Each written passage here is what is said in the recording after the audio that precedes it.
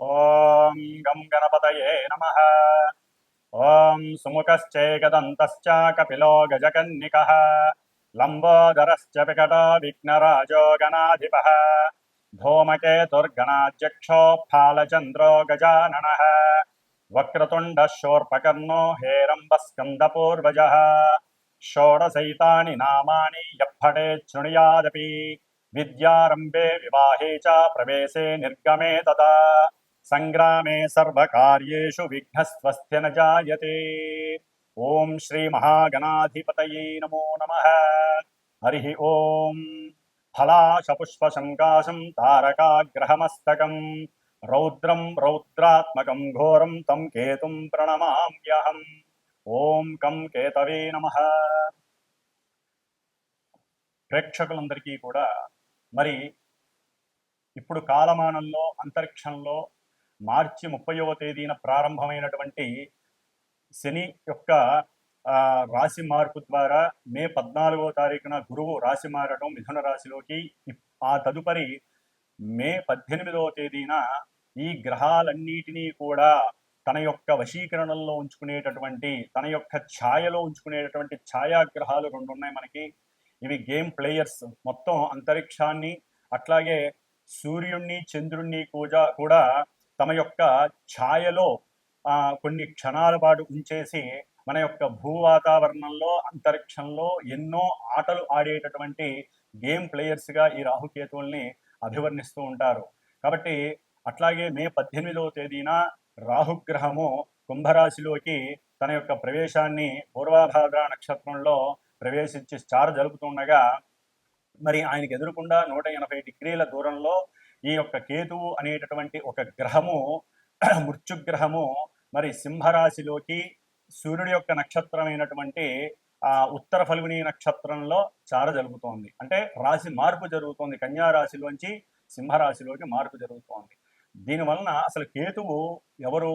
కేతువు ఒక మృత్యుదేవత. అంటే బ్రహ్మగారు ఒకానొక సమయంలో తను ఒక మృత్యువు అనేటటువంటి ఒక ఆవిడికి సృష్టి చేశాడు. అయితే ఎందుకని చేశాడు ఆ మృత్యువు అనేటటువంటి ఆవిడంటే, మరి భూమి మీద ఎంతో మంది కర్మానుసారం పుడుతూ ఉంటారు. ఎన్నో జీవులు, అది మానవుడు కావచ్చు, జీవులు కావచ్చు. మరి పుడుతున్నప్పుడు ఈ జీవులు మళ్ళీ చనిపోతేనే కదా మళ్ళీ సృష్టి అనేది వీణవుతూ ఉంటుంది. ఉన్నవాళ్ళు అలాగే ఉంటే కష్టం కదా. అందుకని అది ఆలోచించి ఆవిడకి జననమిస్తే ఆవిడ ఏడుస్తోంది, ఇదేనా నేను అందరినీ కబలించడానికేనా నాకు జన్మనిచ్చింది అని బాధపడుతుంటే, అప్పుడు ఆవిడ బాధపడుతున్నప్పుడు ఆ కన్నీటిలోంచి ధారల్లోంచి కొంత పొగ వచ్చింది. ఆ పొగలోంచే కేతువు అనేటటువంటి ఒక ధూమ్ర గ్రహం, అంటే ఈ పొగని ధూమ్రము అంటారు. కాబట్టి కేతువు ధూమ్రగ్రహంగా జన్మించాడు ఆ మృత్యువు అనేటటువంటి ఆ బ్రహ్మచేత సృష్టింపబడినటువంటి కన్యకు. కాబట్టి ఈయన మృత్యువు యొక్క కొడుకు కాబట్టి కేతుగ్రహము మృత్యుతుల్యమైనటువంటి ఎన్నో ఇబ్బందులు, ఎన్నో అగాధాలు, చిత్ర విచిత్రమైనటువంటి కార్యక్రమాలు చేస్తూ ఉంటాడు. మనసంతా కూడా, అంటే ఈ యొక్క అశ్విని నక్షత్రం, అట్లాగే మఖా నక్షత్రం, ముఖ్యంగా మూలా నక్షత్రం, ఈ 3 నక్షత్రాలకి ఆయనే అధిష్టాన గ్రహం కేతు. కాబట్టి మూలా నక్షత్రానికి ఎక్కువగా ఫోర్సిబుల్గా ఉంటుంది. ఒకందుకు జాతకంలో ఎవరి జన్మజాతకంలోనైనా సరే మూలా నక్షత్రంలో గనక పుట్టినట్లయితే, ఆ చంద్రుడు మూలా నక్షత్రంలో ఉన్నప్పుడు పుట్టినట్లయితే వారికి జ్ఞానానికి సంబంధించినటువంటి ఎఫెక్ట్ ఎక్కువగా ఉంటుంది. ఎందుకంటే మనకి జ్ఞానకారకు రాహువు, అట్లాగే మోక్షకారకు కేతువు అన్నారు. అంటే జ్ఞానాన్ని వృద్ధి చేసేటటువంటి వాడు రాహు అయితే, ఆ మోక్షాన్ని ప్రసాదించడానికి ఎక్కువ మనసుని ప్రేరేపించేవాడు ఎవరయ్యా అంటే కేతువు.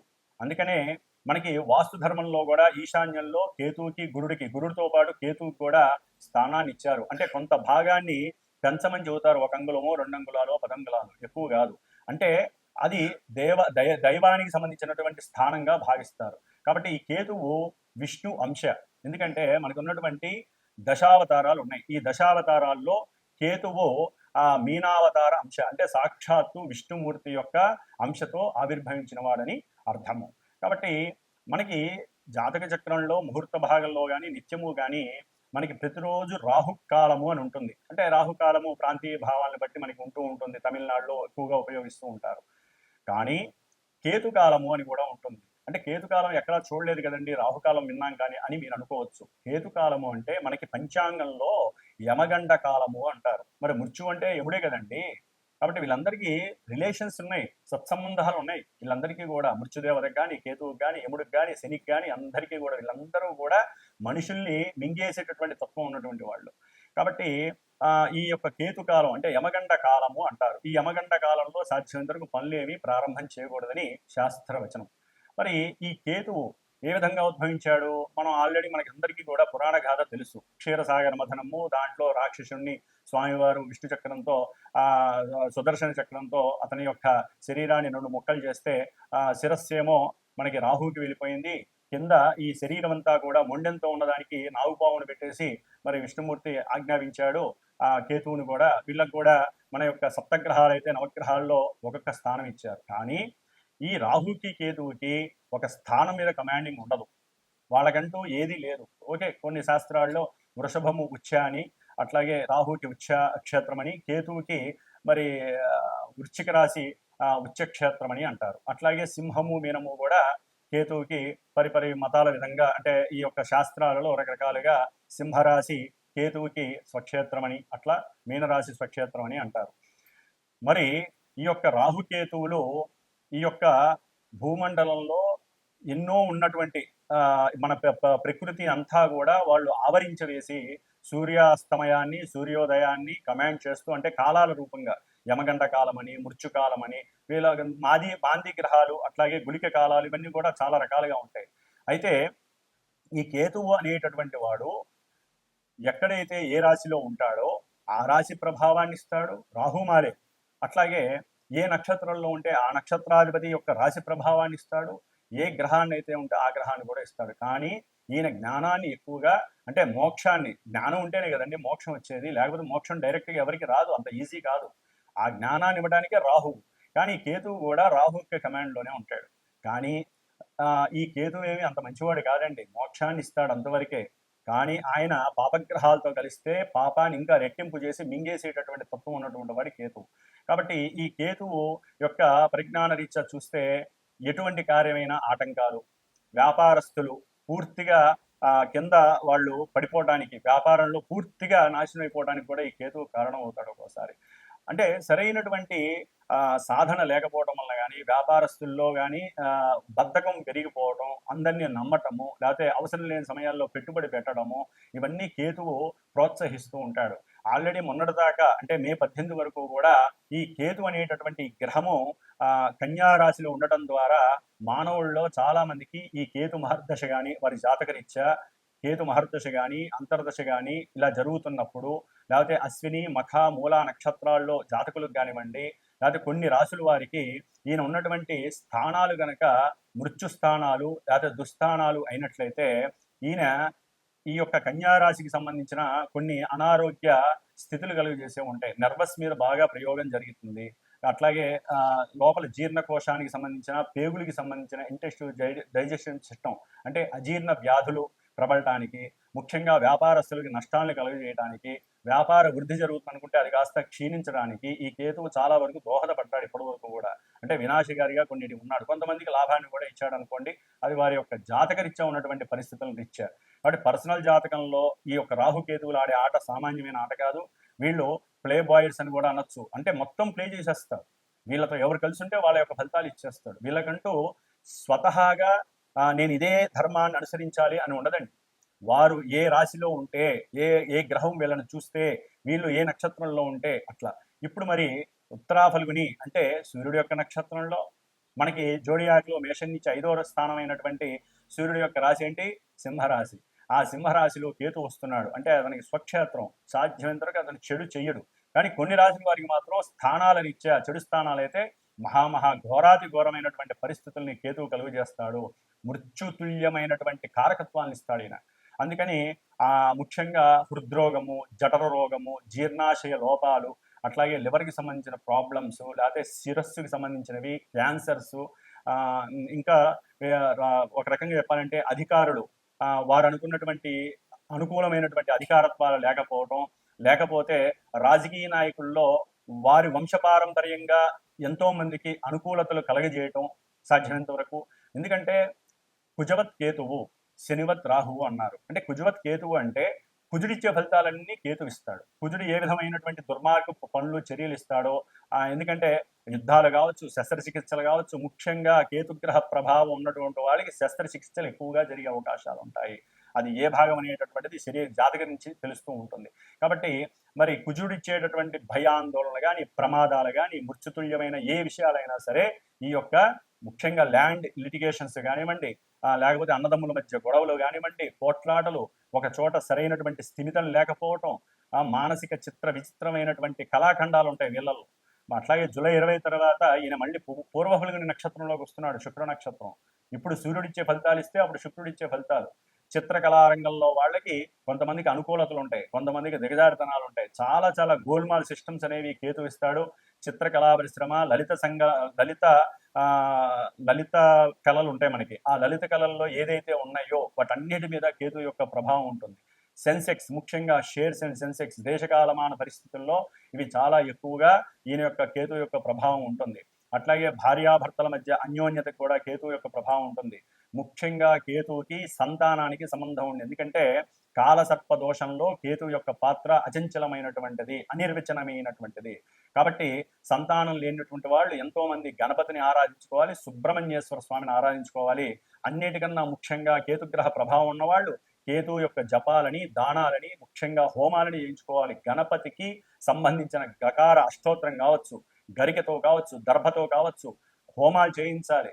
సంతానపరంగా కానీ, విద్యాపరంగా కానీ, బుద్ధి పెరగినటువంటి వాళ్ళు కానివ్వండి, నర్వస్ సిస్టమ్ ఆపరేట్ కానటువంటి వాళ్ళు కానివ్వండి, పక్షవాతం వచ్చిన వాళ్ళు కానివ్వండి, ఒకటి కాదండి, విచిత్రంగా ఉంటాయి కేతు ఇచ్చేటటువంటి పరిస్థితులు. వీళ్ళందరూ కూడా గణపతిని ఎక్కువగా ఆరాధించండి. కేతుగ్రహ ప్రభావం వలన, దానివలన బుద్ధి వికాసము, కూర్చుంటే పూజ చేయాలనేటువంటి తాపత్రయం పెరుగుతుంది. మోక్ష మార్గానికి మీకు మీరే ఆ దైవాన్ని ఎక్కువగా నమ్ముకోవాలి. కాబట్టి కేతువు సింహరాశిలో ఉండటం చాలా చాలా విశేషప్రదం, కొన్ని రాశుల వారికి తప్ప. కాబట్టి ఈ ద్వాదశ రాశుల్లో ఏ రాశుల వారికి కేతుగ్రహ ప్రభావం శుభంగా ఉంటుంది, కొంతమందికి ఇబ్బందిగా ఉంటుందో తెలుసుకుంటూ, మరి కేతువుకి సంబంధించినటువంటి మోక్షానికి కానివ్వండి, పూజలకు కానివ్వండి, ఏ పూజలు చేయాలి, ఏ ఆరాధనలు చేయాలో మరి మనం ఇప్పుడు తెలుసుకుందాం. ముఖ్యంగా ఓం కం కేతవే నమో నమః. ధనస్సు రాశి వారికి మే 18వ తేదీ నుండి పాపగ్రహమైనటువంటి కేతువు భాగ్యస్థానంలోకి సింహరాశిలోకి అడుగు పెడుతున్నారు. దీని ద్వారా వీరికి పూర్వ పుణ్య ఫలితం అనేటటువంటిది చాలా చక్కగా లభించే అవకాశం ఉంటుంది. అంటే పూర్వజన్మల్లో చేసుకున్నటువంటి కొన్ని శుభ పుణ్య కార్యాలన్నీ ఈ జన్మలో కేతు అధిష్టాన దేవత అయినటువంటి గణపతి ఉపాసనా శక్తి ద్వారా, అది రోజు ఏదైనా సరే గణపతిని ఆరాధించడం ద్వారా వీరికి ఆ యొక్క పూర్వజన్మ కర్మల ఫలితాలని, శుభ ఫలితాలను అనుభవించేటటువంటి పరిస్థితి కలుగుతోంది. అంటే భాగ్యపరంగా లేకపోతే ధనపరంగా ఉపాసనా బలం మీకు తోడ్పడుతోంది అని అర్థం. అట్లాగే చక్కగా గంగా నది స్నానాలు చేసే అవకాశం ఉంటుంది, ఆచరిస్తారు. వాటి ద్వారా కూడా కొన్ని శారీరక రుగ్మతలు తొలగిపోతాయి. తండ్రితో అవినాభావన సంబంధంతో కొంచెం వివేకంగా మాట్లాడే పరిస్థితులు మీకు ఎదురవుతాయి. తండ్రికి కూడా సహాయ సహకారాలు అందిస్తారు. తర్వాత మీరు ఏదైనా అప్పులు చేసి ఉంటే మీకు అకస్మాత్తుగా ఏదైనా ధనం అనేటటువంటిది లభించి చక్కగా అంతకుముందు ఏదైనా సరే బంగారానికి కానీ, కుటుంబ పరంగా కానీ, ఆర్థిక పరమైనటువంటి ఇబ్బందులుగా మీరు ఏదైనా ధనపరమైన అప్పులు చేస్తుంటే అవి కూడా తీర్చడానికి అవకాశం ఉంటుంది. గృహపరమైనటువంటి ఆనందాలు, విందులు, వినోదాలు చక్కగా ఆచరించే పరిస్థితి ఉంటుంది. ఎన్నో శుభకార్యాలు, హోమాలు, అట్లాగే దేవతా ప్రతిష్టలు వాటిల్లో పాల్గొనే అవకాశం ఉంటుంది. గురువుల్ని చక్కగా కలుస్తారు, సద్గురువులతో సంభాషిస్తారు. వారి యొక్క వివేచన జ్ఞానాన్ని మీరు చక్కగా మెండుగా పొందుతారు.